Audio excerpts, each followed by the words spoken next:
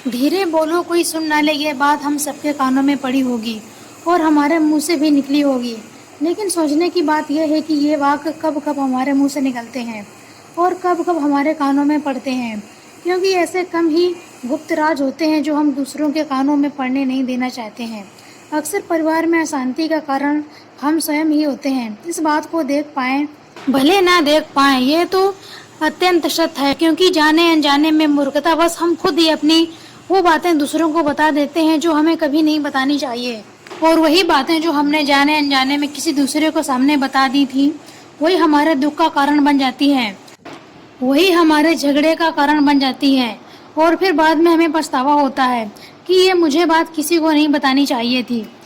इस बात को हम जानते हैं एक स्टोरी के माध्यम से। एक गांव में एक रिंकू नाम का युवक था।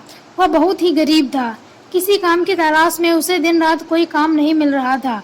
फिर उसने एक दिन अपने पत्नी के सामने सारी समस्या बता दी। उसने अपने पत्नी से कहा, जिस जगह मैं काम मांगने जाता हूँ, हर कोई यह कहकर मना कर देता है कि हमारे यहाँ काम की ज़रूरत नहीं है। मैं काम की तलाश करके थक चुका हूँ।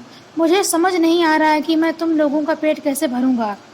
यह सुनकर उसकी पत्नी ने कुछ सोच समझकर कहा कि तुम एक आदमी के पास एक बार ही काम मांगने के लिए जाते हो और जब वह काम नहीं देता है तो तुम दोबारा उसके पास नहीं जाते हो। अगर तुम्हें उनसे काम लेना है तो तुम्हें उन्हें अपनी हमदर्दी जगानी होगी, तुम्हें उनसे हमदर्दी हासिल करनी होगी।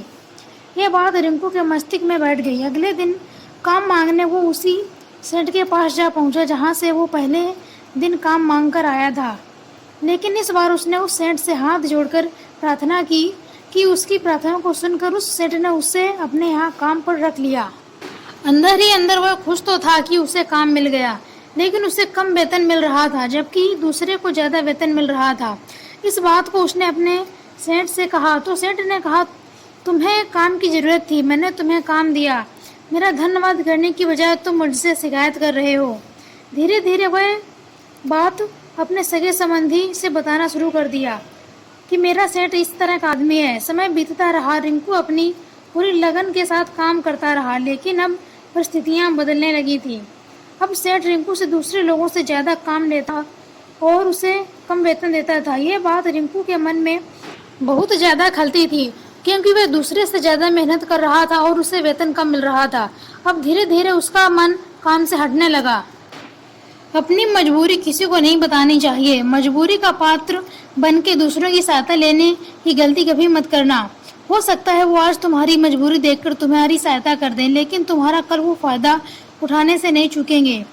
जरा आप खुद सोचो, मजबूरी बताने पर क्या प्रयोजन होता है। इंसान या तो दूसरों को सहानुभूति हासिल करना चाहता है या फिर उनसे आर्थिक मदद चाहता है।